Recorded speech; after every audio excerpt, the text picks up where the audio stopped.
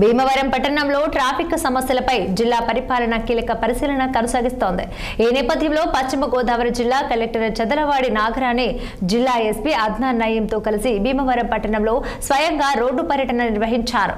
Traffic పరిస్థితులను పరిశీలించేందుకు ద్విచక్ర వాహనాలపై భారీ ర్యాలీ ప్రధాన రహదారులను సందర్శించారు. ఇక రోడ్లపై అనధికారికంగా పార్క్ చేసిన వాహనాలను వెంటనే తొలగించాలని వాహనదారులను హెచ్చరించారు. ఈ సందర్భంగా వారు మాట్లాడుతూ ట్రాఫిక్ నియంత్రణలో వాహనదారులు అలాగే రోడ్ల వెంబడి వ్యాపారం చేస్తున్న షాప్ యజమానులు సహకరించాలని కోరారు. ప్రజలు క్షేత్రస్థాయిలో ఎదుర్కొంటున్న సమస్యలను పరిష్కరించేందుకే ఈ పరిశీలన చేపట్టినట్టు వారు వెల్లడించారు.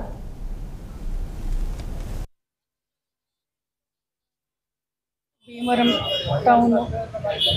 టౌన్లో ట్రాఫిక్ అంతా కూడా చాలా ఇబ్బంది పడుతూ ఉన్నారు ప్రజలు.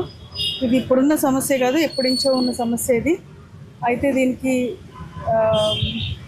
ఒక పరిష్కారం ఏంటంటే షాప్ హోల్డర్స్ వీళ్ళంతా కూడా రోడ్ల మీదకి రావడం, తర్వాత చదువుకున్న వాళ్ళు కూడా విద్యావంతులు అందరూ కూడా బైక్స్ నడిపేవాళ్ళు, కార్లు నడిపేవాళ్ళు ఇష్టం వచ్చినట్లు రోడ్డు మీద పార్క్స్ చేసేయడం.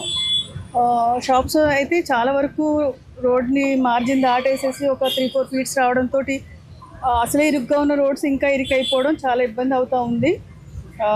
ట్రాఫిక్ సెన్స్ కూడా అంత బాగుండలేదు మన భీమవరంలో.